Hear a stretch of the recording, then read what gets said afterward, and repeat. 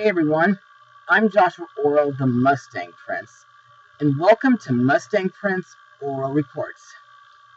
Now, as I said in a few of my past videos, my very first time going to Walt Disney World was during the summer of 1998, which was the exact same time when Animal Kingdom was still new.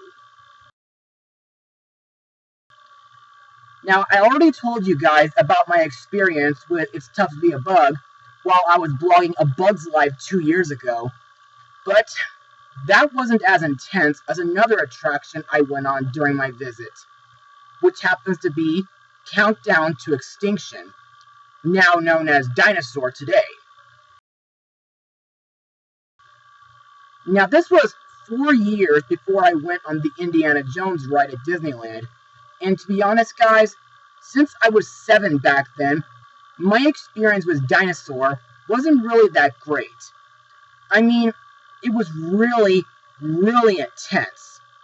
So much so that I had to lay on my father's lap during the ride, especially during the parts when the Carnotaurus appeared.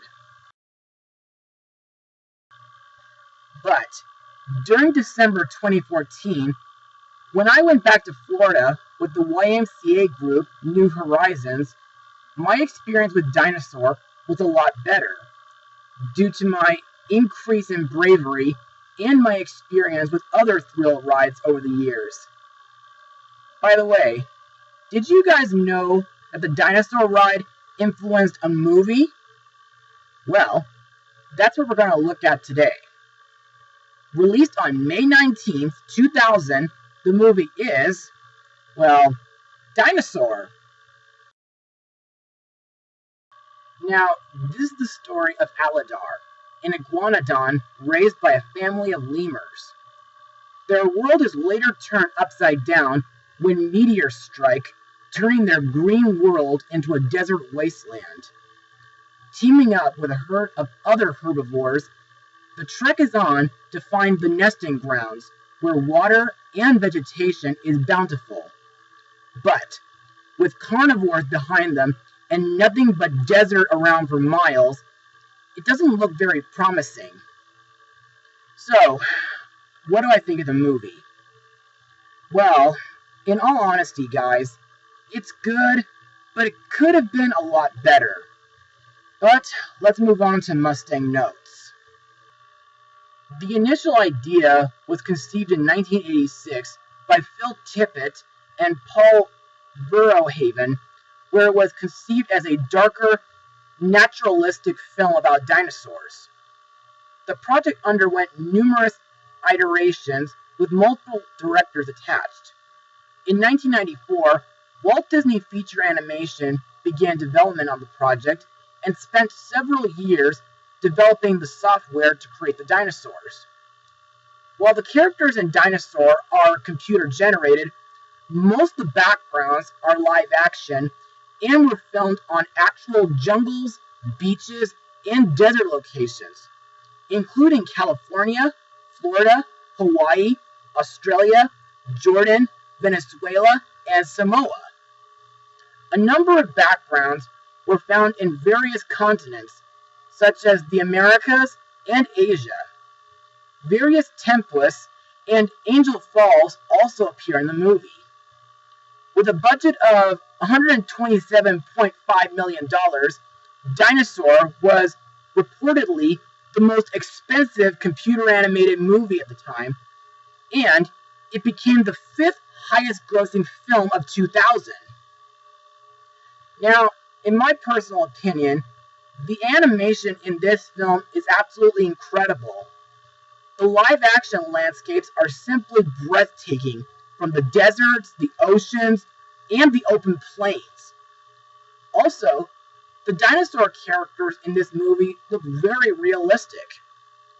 Plus, I think the way the predator dinosaurs, like the raptors and the Carnotauruses, look very ferocious. In fact, ever since 1998, I thought that the Carnotauruses looked more ferocious than the T-Rex. Plus, I think the meteor shower that destroys Lemur Island is the most intense part in the entire movie. As for the story, well, it was okay. I mean, yeah, it does start out very promising with no dialogue and a powerful musical score provided by James Newton Howard, but after Lemur Island is destroyed, the film not only becomes slow at times, but it starts to feel a lot like The Land Before Time. Sort of. Anyway, that's all I got for Mustang notes, so let's move on to the characters and the voice actors who brought him to life. Our main character, Aladar, is voiced by D.B. Sweeney, who would later voice Sitka in Disney's Brother Bear. Aladar is a young, brave, determined, and compassionate iguanodon who is adopted by a family of lemurs. And he does everything he can to help weaker dinosaurs survive. In my personal opinion, Aladar seems to be a natural leader, especially during the scene where he and his herd stand together to face a monstrous Carnotaurus. Also, for those of you who have not ridden Dinosaur yet, I just want to let you know that Aladar is the type of dinosaur that Dr. Seeker is looking for. Aladar's adopted mother, Cleo, is voiced by Alfre Woodard, who got to be in The Brave Little Toaster to the Rescue, the Wild Thornberrys movie, and the 2019 live-action remake of The Lion King. Now, Cleo is a lemur matriarch who cares for her family.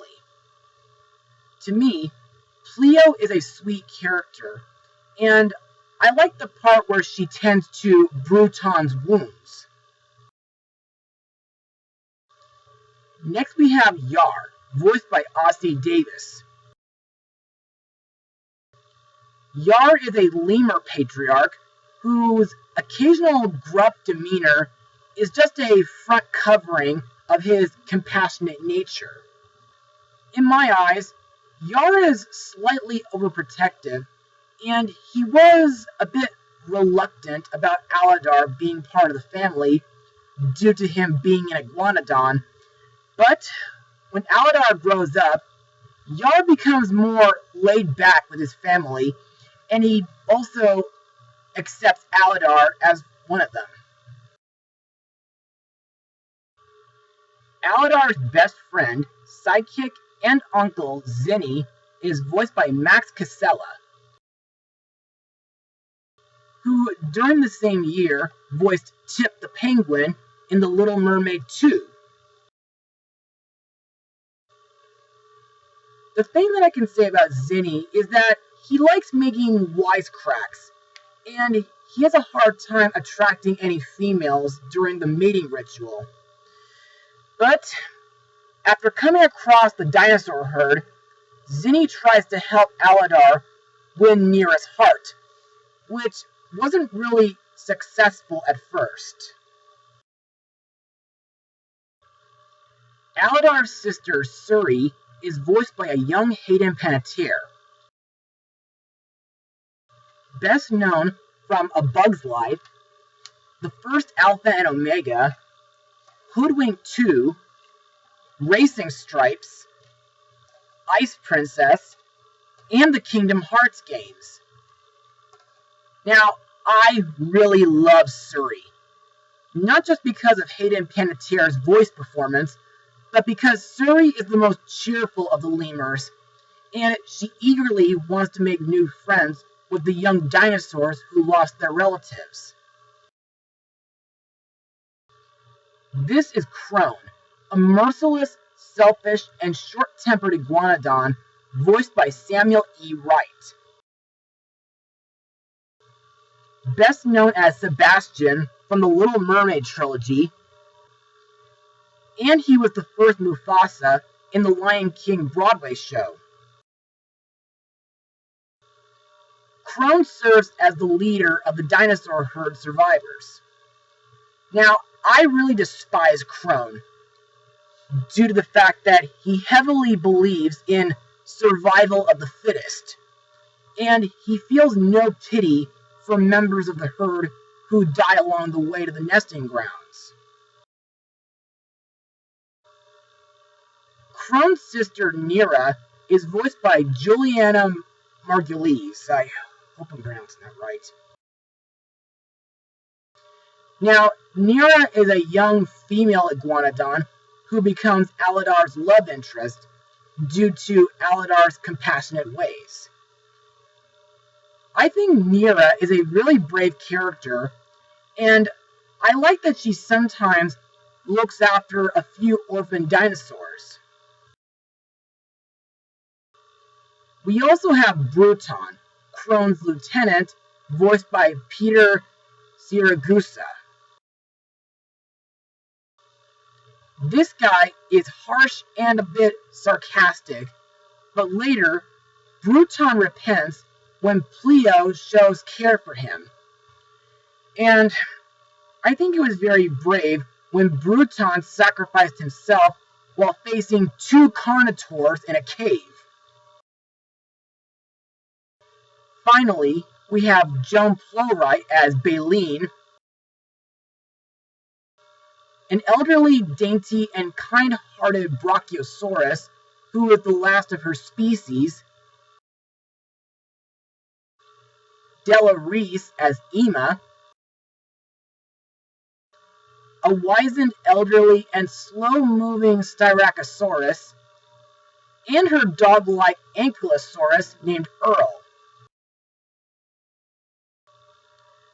These 3 dinosaurs become Aladar and the lemur's new friends after joining the dinosaur herd.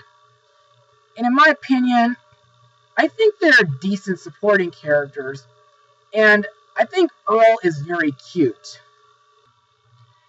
And now, let's move on to my final words.